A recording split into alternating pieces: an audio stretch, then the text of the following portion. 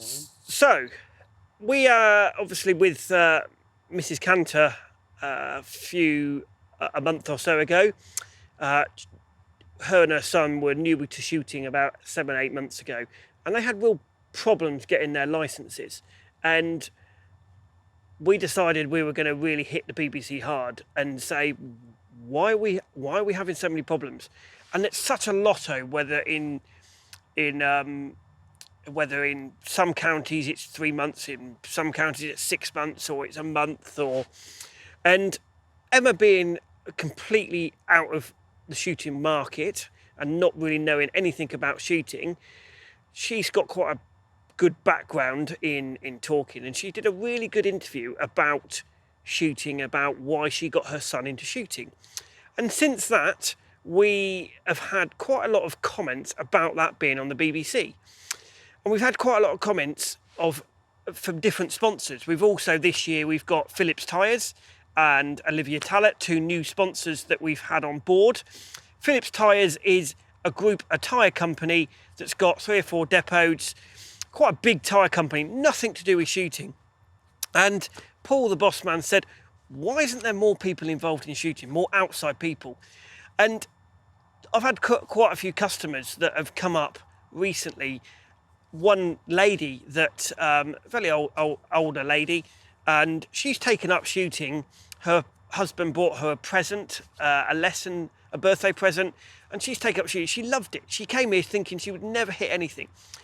She goes bell ringing, she does all sorts of different things. She went back to her sort of local friends, and they all went, oh, you're stupid, why are you taking it up? It's all expensive, it's really stupid money, why are you doing that? And that made me think, really. We've had quite a few clients talk like that, and it's made me think, why doesn't our sport push himself out there? You've got the British Open. The British Open, the CPSA never push it out to the BBC. They haven't got anything big up for grabs to win it. The Schools Challenge has got 2 cars up for grabs. It pulls people in all over the place. Why doesn't our organisations go out there? Why do they keep going to things like the Game Fair and they promote to their shooters? Why don't they go out, and why don't they start to go to things that are non-shooting related, big public events, to get the shooting brand out there, to get the shooting name out there? And I kind of poured it on James quite quickly and said, what can we do? How can we talk to the viewers and ask what their opinion is? And how can we change it? How can we get the gun trade or the organisations, the likes of the CPSA, Gun Trade Association, BASC?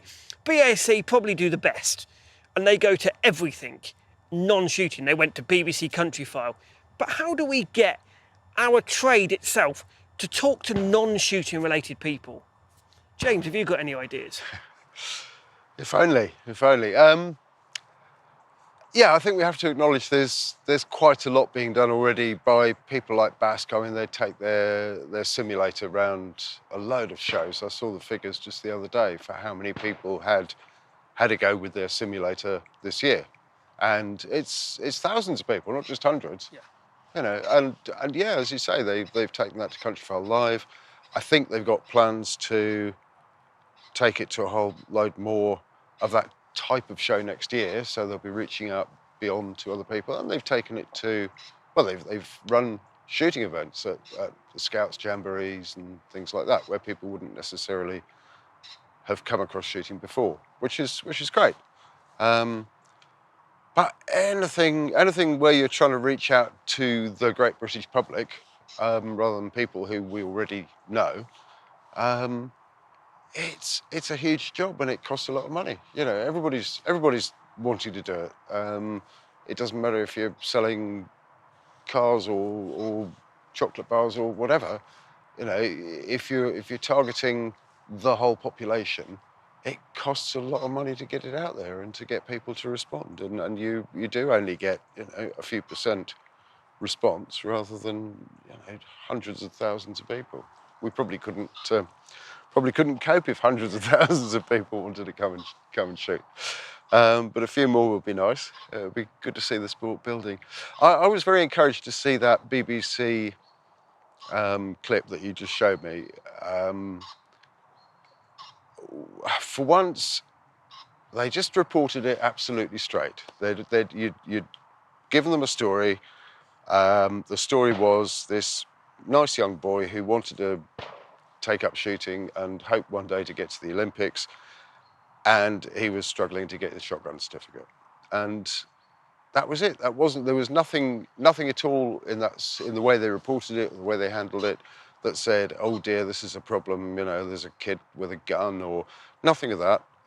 They just took it at face value and reported the story as it was. And they didn't feel the need to go to the gun control network or the police or anybody else and say, well, is it right that these people should be having guns? There was just no hint of that at all. And that, in a sense, proves, I think, something that I've long believed, that we're very inclined to think everybody's got it in for us. And we have this kind of bunker mentality, oh dear, they all hate shooting, and we'll have to keep our heads down and hope they don't notice that we're having fun with guns. There are people like that, and the trouble is they're the ones that tend to get the airtime and the press coverage, because they go to the media with a story. They'll dredge up the figures for how many youngsters have shotgun certificates, for instance, and they'll go to the media, who, with the best men in the world, know nothing about it. They'll phone up some journalist who's never heard about guns at all, other than a bit of gang crime in the local town, whatever, and go, oh look, it's terrible. His children have got guns, and the police are letting them have them. And the journalist goes, oh wow, that's a story. Okay, yeah, we'll cover that. And they're immediately they're taking everything in from the anti-gun people, and then if they ever get around to asking for the other side, well, you're always on the back foot. You're always on the defensive. Oh well, actually, it's not that bad. Well, that just sounds terrible, doesn't it? So I think if we wanted to get out there and get more positive stories like that in the media, we've got to go on the offensive, really. We've got to, like you have with that one. I mean, I don't know exactly the background to it, but I think, you got the idea that there was a story there, and rather than sitting around in the clubhouse grumbling about it like most shooters would, you got on the phone, called up the BBC, said, we've got a story here, come and cover it, and really encouraged them to come and have a look. And I just don't think we do enough of that as a sport, whether it's our organisations. As I say, some of them are doing more than others, and I think Basque, do a good job. And if you broaden it out to the game shooting and wider conservation area, then you've got people like the moorland groups in north of England and Scotland are doing some really good work in promoting the conservation benefits of game shooting, by putting stories out there, by contacting the press and getting stories covered. But for shooting as a competitive sport, like we're talking about here, where it's clay shooting, there's really nobody really pushing it out there particularly. And I don't know who would see that. I mean, the CPSA have got their role is, primarily to be a governing body, not to promote the sport. I think that's probably how they'd see it. They should probably speak for themselves, but that's how I imagine they see it. Gun Trade Association is looking out for the interests of the gun trade, and all these different associations, organisations have their own objectives, and promoting the sport out to the general public is probably not terribly high up the list, and they're all short of cash. But wouldn't you think, scrap all the organisations and have one organisation? Wouldn't you think that's better? One big organisation, isn't that better than having half a dozen small ones? In some ways, yes, but then, well, firstly, human beings aren't like that. you get them dividing off, and in no time at all they fall out, and you're not representing our group properly, so we're going to go and set up our own organisation and do it properly. Whether it's the gamekeepers or the wildfowlers or the whatever, they get the hump and think they're not being treated with sufficient importance, so they'll go and do their own thing. So it does tend to fragment. We do sort of have an umbrella body in the Shooting Sports Trust, and you would hope that the organisations would come together under that umbrella and, maybe pull together. I believe there was a fighting fund set up years ago to protect field sports, shooting, whatever it was, if and when that rainy day came. I imagine it's probably still there, because I don't think they've ever felt that they had to spend it all. But if you could get the organisations coming together and either raising money or contributing money into a fund that was specifically about promoting shooting to the general public, then perhaps you could. I mean, nowadays it's not the old traditional way, was to hire a PR firm and put stories in the papers and maybe get somebody out from the TV station. Nowadays there's social media, which you can do a lot on in a more cost-effective way, quite honestly, and in many ways more effectively, with greater reach if you do a good job. I mean, as editor of the Clay Shooting magazine, I have gone out of my way to try and present clay shooting as the kind of sport that somebody outside might aspire to doing. So I try very hard to have we call them in the trade hero shots, the sort of photographs where you see a guy shooting and you think, wow, that looks cool, I'd like to do that myself. Rather than what I rather disparagingly call the three old men in front of a shed photograph, which is what a lot of clay shooting photographs tend to be, because nobody gets the camera out while they're all shooting, and anyway they're a bit far away, so you don't get a very good photograph, and you can't go around even to the side, never mind the front, to get the photograph of the bloke looking good. So you end up with the back of somebody's head and he's a bit far away and you can't see the target. It's not a great. So people don't get their cameras or their phones out at that stage. But as soon as everyone gets together for the prize giving, all the cameras come out, the phones come out, and everyone's like clicking photos of bloke holding his trophy or whatever. And then someone says, "Oh, we'll take a photograph for the Clay Shooting magazine. Come and line up here." They stand them in front of the shed, and it's getting dark because it's quite late in the day, and they're all fed up and they want to go home, and it's probably been a bit cold and a bit wet, and so you get these three miserable-looking old men standing there posing for a photograph, and you look at what's out there in the newsagents or anywhere else for football, cricket, rugby, tennis, you name it. All of those sports present themselves really well to their own audience and beyond, to the wider public. And clay shooting just doesn't.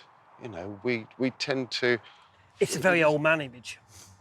It is, and I mean, to an extent, that's right, and that's one of the great things about shooting, is that you can still do it when you're an old man.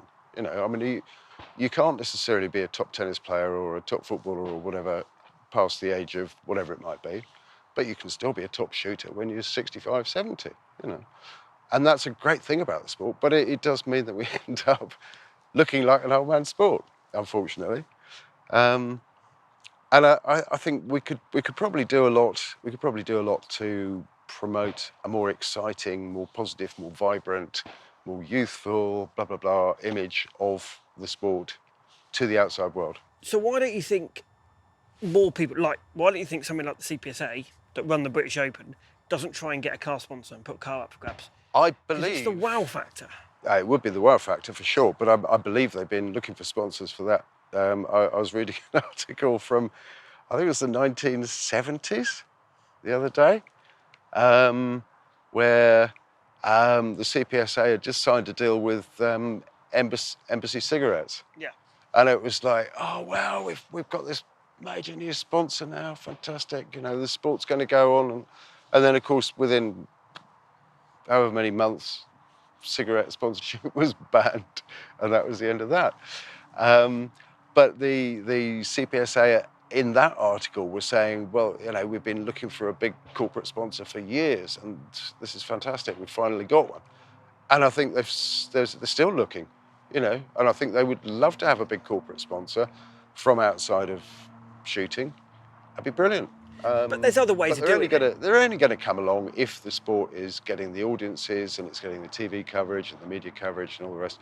It's a chicken and egg thing, isn't it? I mean, you can't expect some huge household name to come along and sponsor the British Open when, you know, what do they get, 1,000, 1,500 entries, and who else is watching it besides those people who've entered and their mummies and daddies and. But how come? Why is it that somebody like, I mean, it was Stratstone originally, but then Rog Hill, MG, the Schools Challenge gets that much backing, that much support, and gets a car? Well, a lot of people in the sport do ask me that. How do you get a car when we can't get anything? And I don't know. I think a lot of that is down to you, actually, and your stubbornness and determination to go out there and find someone come what may. Reflects very well on you and what you've been able to achieve. And you've obviously spun a good story to these sponsors, and they believe they're going to get value from what they're putting into it, which is terrific. And yeah, probably in most cases there is somebody within that organisation who has an interest and even a passion for shooting as well, and they're in a position where they're able to influence where their sponsorship money goes, which obviously is going to help. But they've still got to sell it internally and convince, you know, the higher ups or the shareholders or whoever it is that they haven't gone completely bonkers and they're throwing money down a black hole out of their own personal interest. So yeah, terrific. But why don't you think? I mean, it's like we've just seen, and this is our kind of work. We've just seen a customer come in from shooting, a fairly high-profile customer. Yeah. He's just taken up shooting. He got his young daughter into air rifle shooting first. Yeah. He's just bought his first gun, got a shotgun certificate. He came into shooting directly off the back of the shooting channel. Yeah. He made different comments about the shooting. Why do you think people like that make comments like that? Well, we better specify what his comments were, hadn't we, first? I mean, his comment, as I understand it, was that he would love to sponsor some sort of shooting. Yeah. But he's not in a position to do that because the higher ups in the company wouldn't let him. Yeah. And I think he's actually asked, and they've said as much. But why? I mean, he also said about. I'm going to use Field Sports Channel for this. I've used everyone for the example. He said Field Sports Channel is great, but it's all about sort of killing stuff and politics and all that sort of thing. Yours just pulls people. Why do you think the way we do stuff? Why do you think it goes out to get that new people in? Why do you think we reach that market? We've got two questions there, haven't we? Just skipping back to the chap and his sponsorship. I think if you were the marketing manager or whatever it was of some huge corporation, to sponsor shooting of any sort wouldn't look like a smart move. It would be very difficult. It'd be a very difficult sell. It's all right for a smallish company, but where they can define their audience as people within reach of a certain shooting ground or whatever. But you know, when you're a huge company. So yeah. just hold that thought. On that thought, how does we as a sport or the organisations change that image? Well, they are assessing their sponsorship opportunities in very commercial ways. They're not. How can I say? They're looking at what it's going to cost them and what they're going to get back out of it. You know, who are they going to reach? How many opportunities do they get to reach all these different people? And what are they going to get back from it? And with the best will in the world, if somebody, you know, let's say it's a big car company or a big anything really, house builder or what, any sort of big company sponsors the British Open, what do they get back out of it? I mean, the exposure they're going to get is only to the odd few thousand people who are into shooting. And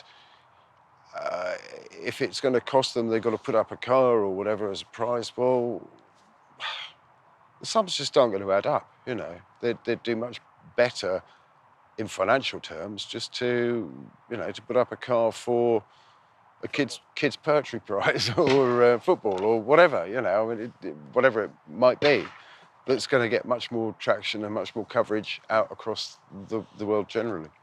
And that I think is our problem. And we've got to be offering these people value for money. And at the moment, I can't see that shooting does. And that's a lot to do with the fact that we are a little close community of a relatively small number of people. And as we said earlier, it's a chicken and egg thing. If the sport is out there and being watched by millions rather than the odd few hundred or thousand, then people will be knocking our doors down to come and sponsor it. But you're only ever going to get that if you get it on TV, if you get it covered in the mainstream media generally, and spectators get engaged in it and start caring about who wins and wanting to watch the final and the shoot-off and all the rest of it. And you're not going to achieve that until you've got the big sponsorship. So it's a chicken and egg, isn't it? And also, nagging away at the back of the sponsor's mind always is, well, what if there's a big scare story suddenly hits about shooting? What if someone takes his 12 bore and does something bonkers? Yeah. And suddenly, the whole media turn against shooting generally, which they would, because people fixate on objects rather than... So that means us as a sport has got to change that image to get one of those as a piece of sports equipment, not as a gun. And in a way... You're not going to achieve that. As you're saying it, I know I'm not a lover of them, but Browning started to do it. Yeah, Look they're starting to do different things. I know, I'm a big fan of this gun and you hate it. We know that. But I love this gun. I use this gun. It's a great gun. But it's changing stuff, as what you said. It's changing things rather than doing the same old thing. It's doing different things. Yeah, if we do the same old, then nothing's going to change. I would like to see and it would probably come about through the Shooting Sports Trust or some sort of umbrella thing like that. I can't see the individual organisations, other than BASC, doing their thing, which is great and very commendable. Running a huge PR campaign to promote shooting as a active, healthy, fun thing to do in a competition scenario, where you're just going out and shooting clay pigeons. Which it is. Saying that, we actually said when we first started this, it would be nice to see if we could get enough sponsorship or revenue in to do a massive TV campaign. Yeah. And everyone put in, why do you think that hasn't been done?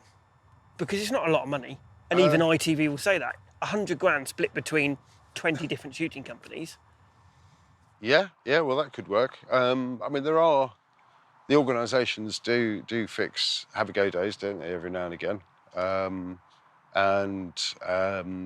her credit, Victoria Knowles-Lax and Chelsea Bun Club has made enormous inroads into reaching out to ladies generally and saying, come and try shooting. It may not sound like a ladylike thing to do, but it's great fun and we enjoy it and there's a lot of benefits. They've brought a lot of people into shooting who might otherwise never have tried it. But Victoria on the Chelsea Bun Club is very similar to the TSC or the Schools Challenge. Yeah. As a group, it's two little groups. Yeah. I know they're quite big and we bring 1,500 kids a year into it, and Yeah. Chelsea Bun Club probably brings the same. But you need everyone to do that. Why do you think everyone doesn't get onto the same boat? Well, a lot of people are just, on the daily grind, just running their ground or their shop or whatever it is, and they're not thinking about the wider picture and how they can bring people in, and they're doing what is good for them today and tomorrow and next week, rather than what's good for the sport generally over a longer period of time. For a lot of people, they're just making a living, making ends meet from one week to the next is a big enough challenge without looking to change the world as well. It's always going to be a difficult one, and the more we can push it out there, it would be nice to be able to split off game shooting and competition shooting as two entirely separate things, so that you're promoting one to whatever group of people and the other to whatever group of people, and they don't get confused in the public mind, because at the moment they are very confused in the public You've mind. also got, when you say game shooting, competition shooting, you've also got another type of shooting. Like you would go, you've got just generally people going and having a bang on a playground. Yeah. People think about going, take golf for instance, people think about going and having a round of golf. Yeah. They don't think about having a round of clays. And that is kind of the different thing. People don't think about going and having a lesson on a playground on a regular basis, or a round of clays like you do a round of golf. Just having a round of clays for the fun of it. Yeah. Just for that. Not forget the competition side of it. No, that's true. That's true. Whereas people do see golf as a way of just Relaxing. getting outside, relaxing, having a round of golf, go back and have a pint or whatever, and go home. I mean, I can think of some shooters who do see it like that, but outside of a very small dedicated band of clay shooters, no, people wouldn't see it like that. And maybe that's a way that it could be promoted. And yeah, there's any number of routes you can use for that. You can use social media. You can use videos like we're producing. You can use newspaper articles and magazine articles, and even get the TV interested if they're willing. I mean, there is always going to be this association with, just because of the word gun. You know, people are always going to go, oh, it's a gun. Well, last time I heard of guns, someone was shooting somebody with one. And I can't see that we ever shake that off. I really don't. I think the only way you'll shake it off is by really splitting rifle shooting and shotgun shooting. Because a rifle will go 3 or 4 miles. This, the maximum killing range of it is only 60 yards. Can't really... Yeah, but I still know people who think in terms of, shotgun, that's what you hold up the post office with, you know. But that's why we need to change this. It'd be a rubbish choice, actually, but that was, I mean, people maybe did that in the past because that's what they had lying around, but, you know, you wouldn't choose one of those if you were going out to cause trouble. No, I could probably do more damage with a tennis racket than I could with them. Well, possibly not. But people don't see it like that. You know, it's a gun, and they've been brought up to think guns are scary and nasty and used by bad people. And actually, knives are going the same way. You know, I mean, we all use knives on a daily basis to cut a loaf of bread or, you know, spread butter on it. And yet, people are being brought up now to be terrified of knives. And when I was a kid at school, I carried a penknife in my pocket every day. Still got it, actually. It's a bit worn down. Is it worth asking the audience to help us see how they think the shooting world should change, and how they think we should change the shooting world? So if you are out there and you do think, if you've got some good comments, please put a comment in below to James and I, so we can try and kind of get some more information, help us how we can change the whole image of shooting, and how we can change the shooting organisations to pushing our sport out to the big wide world. Yep, that'd be very good to hear any ideas. Brilliant. Okay, good.